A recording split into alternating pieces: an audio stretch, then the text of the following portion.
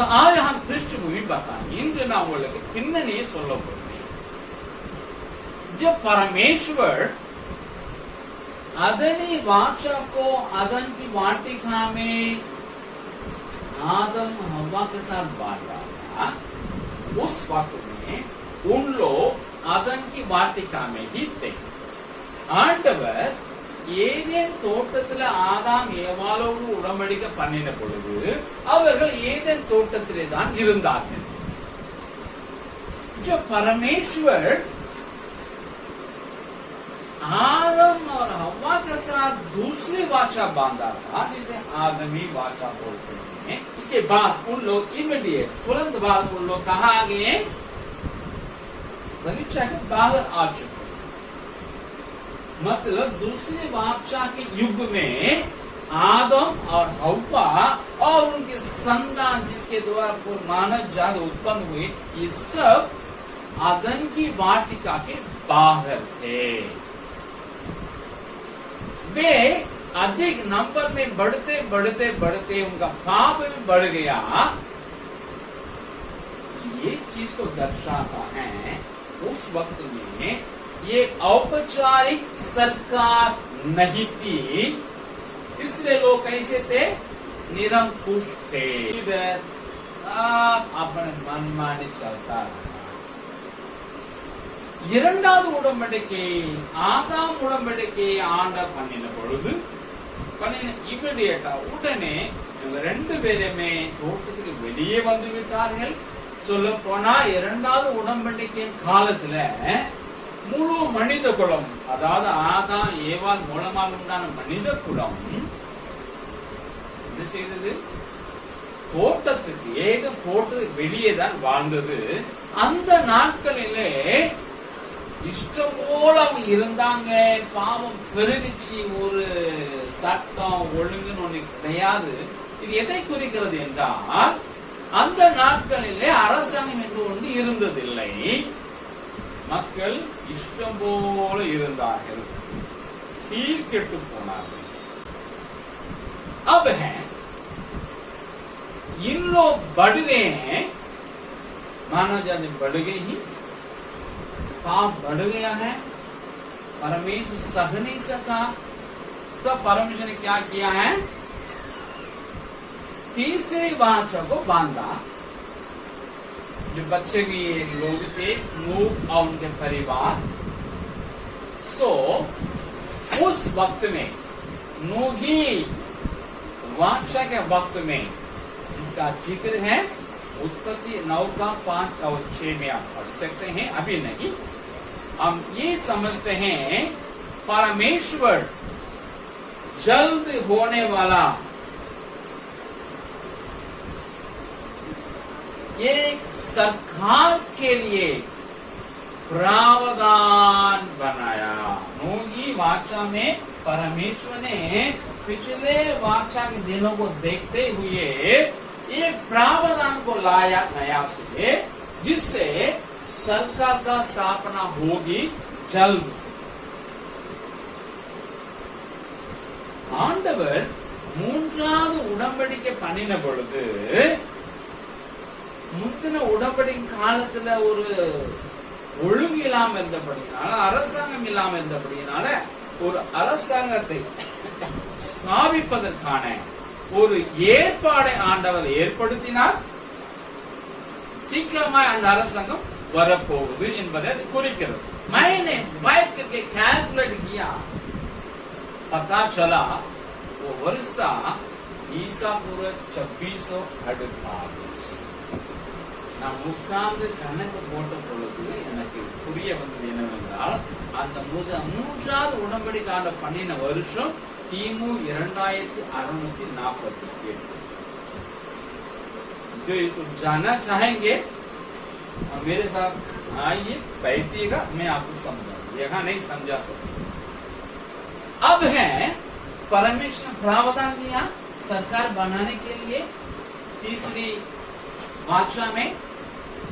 तब से 231 साल के बाद सरकार बन गया है, तब से बनने लगा है. और छोटा छोटा सरकार मतलब राज्य बनने लगा। राज्य में बहुत बड़ा नहीं, एक एक शहर भी एक एक राज्य है, उसके लिए एक राजा है, जिसको बोलते हैं शहरी राज्य है। उसमें एक राजा होता था। लेकिन ऐसा जो सरकार है वो ईशतांत्रिक नहीं था, मतलब ईश्वर केंद्रित शासन नहीं था। इंसान अपने को केंद्र में, राजा लोग अपने केंद्र में करके शासन चलाए थे। परमेश्वर का ही ये रावण நோவாவின் உடன்படிக்கையிலிருந்து 231 வருஷங்கள் கழித்து என்ன நடந்துச்சு? ராஜ்யங்கள் உலகத்துல எழுப்பின, ராஜா எழுப்பினா, ராஜ்யத்துக்கு ராஜா வந்தா, இப்படியாக அரசாங்கம் ஸ்தாபிக்கப்பட்டிருக்கிறது. இதை சொல்லுகிறோம் ஏகாதிபத்தியம். ஒருவன் தான் ஆரம்பிச்சுதான். இதுல ஆண்டோட ஆளுகைக்கு அதிகமான இடம் கிடையாது. ராஜா நினைக்க செய்வான், ஆனா ஆண்டவன் தான் இது செய்ய அலோவ் பண்ணி இருக்கிறார். அந்த ஏற்பாடு அவர் தான் பண்ணி இருக்கிறார். समझ ठीक। तब से मतलब ये राज्य उत्पन्न हो गया। पहला राज्य है बैबिलोन। उस समय बाबुल बोला जाता था। முதலாவது ராஜ்யம் பேபிலோன் சாம்ராஜ்யம், பேபிலோன் ராஜ்யம் அந்த காலத்தில் பாபேல் என்று சொன்னாங்க, பின்னாடி பேபிலோன் என்று சொல்லப்படுது। उस समय कैसे हुआ है?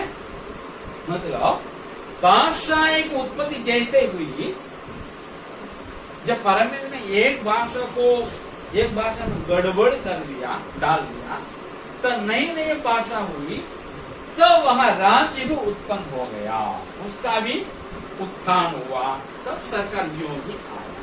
அதாவது தேவன் ஒரே மொழியை தாறுமாறாக்கின பொழுது பாஷைகள் தெரிந்தன। அப்போது உண்டான முதல் ராஜ்யம் தான் பாபேல் ராஜ்யம்। அந்த முதல் ராஜா தான் निम्रोद। वो पहला राजा का राजा और दुनिया का पहला राजा निम्रोद का। तब से इस बादशाह का उत्पन्न होने के बाद, मतलब ये राज्य को उत्पन्न होने के बाद अर्थात सरकार की स्थापना होने के 301 साल के बाद अब्राहम को बुलाया। जब मेरी स्टडी के अनुसार, मेरे अनुमान के अनुसार, ये बाइबल में नहीं, लेकिन मैं बाइबल का दिया हुआ उम्र है ना, 75 उम्र का था, 50 उम्र का था, 100 उम्र, ये सबको रख करके मैंने क्या किया, कैलकुलेट करके देखा। एक अनुमान है, शायद संभवत है 50 उम्र का जवान अब्राहम को परमेश्वर ने बुलाया। हम लोग उम्र में ये बुढ़ापा है ना, हम लोग ये, लेकिन उस वक्त में 50 उम्र है लड़का है, मान लो किशोर है या युवा है। सो इस युवा को परमेश्वर बोला चले अब, तब तो युवा को शादी भी हो गई, अपना शादी हो गई, दोनों पति पत्नी। तो परमेश्वर बोला तुम निकलो परिवार को लेकर के, अपने कुटुंब को छोड़ करके, अपने देश को छोड़ करके, अपने भाषा बोलने वाले लोगों को छोड़ करके निकलो। मेरे समय वैसा ही बोला, 93 में हम भी चले। कभी सोचता नहीं है मेरे लिए कोड में बहुत बड़ा प्रश्न चिन्ह चले आता है। ठीक, ಹಿಂಗೆ ನಾವು ಪಾಕರೋ 301 வருஷங்களுக்கு அப்புறம், மொழிகள் பிறந்து 301 வருஷங்களுக்கு அப்புறம், அதாவது அரசாங்கத்தை தேவன் உலகத்துல ஏற்படுத்தி 301 வருஷத்துக்கு அப்புறம், சுமார் 50 வயதா இருக்கும் பொழுது ஆபிரகாமை அவன் திருமணம் ஆகிட்டான். அந்த நேரத்துல வாலிபன் இருந்திருக்கான். ஆண்டவர் அழைக்கிறார். உனக்கு யார் சொன்ன 50 வயசு ஆண்டவன் அழைச்சார் அப்படின்னு கேட்டா, என்கிட்ட வாங்க, உட்காந்து உங்களுக்கு சொல்லிக் கொடுக்கும். ஏன்னா அவ்வளவு சொல்லிக் கொடுக்க நேரம் கிடையாது. சோ ஆண்டவர் எழுதி வச்சிருக்கிற ஆபிரகாம் 75 வயசுல கானானுக்கு வந்தான். 85 வயசுல அவனுக்கு ஆண்டவர் பேசினாரு. அடுத்து குழந்தை பிறந்துச்சு. சாரா ஏற்பாடுல அவனுக்கு இஸ்மாயில் பிறந்தான். அப்புறம் 99 ஆண்டவர் பேசினாரு. 100 வயசு. இந்த வயசை வச்சு நான் என்ன கணக்கு போட்டு பார்க்கும் பொழுது எனக்கு புரியுது, ஒரு 50 வருஷம் அவனுக்கு கண்டிப்பா இருந்திருக்கும். நான் ஆண்டவர் அழைக்கிறேன். So, वो वर्ष था मेरे अनुसार, ये कैलकुलेशन के अनुसार 2116 அந்த வருஷம் என்னுடைய கணக்குப்படி கிமு 2114. तब से बुला लिया परमेश्वर. तब से 49 49 का क्या बोलता हूँ 49 वर्ष के बाद परमेश्वर ने अब्राहम के साथ अपना वाचा को दृढ़ किया. वादा नहीं, दृढ़ किया. அதிலிருந்து 49 வருஷம் கழித்து ஆண்டவர் யெகோவா தேவன் பைபிள் சொல்லுகிற கடவுள் ஆபிரகாமோடு கூட உடன்படிக்கையை திடப்படுத்தினார், உறுதிப்படுத்தினார். உடன்படிக்கை பண்ணின உடன்படிக்கை ஸ்ட்ராங் ஆகினார். அந்த வருஷம் 2067 கிமு. अब ये जो वाचा है ये तांत्रिक भाषा है. अगले तीनों आम और मानवीय या सार्वभौमिक. ये वाचा है सार्वभौमिक नहीं, एक खास वाचा है और ईश तांत्रिक वाचा है जिसमें परमेश्वर जो बोलेगा वो वाचा में बांध लिए व्यक्ति और उनके सारे लोग चलता रहेंगे. अपने मन से नहीं, परमेश्वर का अगुवाई में. இந்த ஆபிரகாமோடு பண்ணப்பட்ட உடன்படிக்கை வந்து தமிழ் சொன்னாங்க இறை ஆளுகை உடன்படிக்கை. இந்த உடன்படிக்கை உட்பட்ட யாவரும் இறைவனுடைய நடத்தின்படிதான் போகணும், தான் இஷ்டப்படி போக முடியாது. इसको बोलते हैं अब्राहमी वाचा, अब्राहमी कवनन. इधे சொல்லுகிறோம் आब्राहम उடன்படிக்கை. परमेश्वर जब नूह का वाचा बांधा वो वर्ष था 2448 ईसा पूर्व. उसके 2 से 31 साल के बाद परमेश्वर ने दुनिया में स्थापना किया है सरकार को. वो वर्ष था 2417 ईसा पूर्व. तब से 300 साल के बाद, मतलब 301 साल के बाद परमेश्वर ने अब्राहम को बुलाया. वो वर्ष था 2116 ईसा पूर्व. उसके बाद 49 साल के बाद परमेश्वर अब्राहम से वाचा को बांध दृढ़ किया है. वो साल था 2068 ईसा पूर्व. समझ में आया? ये है पृष्ठभूमि.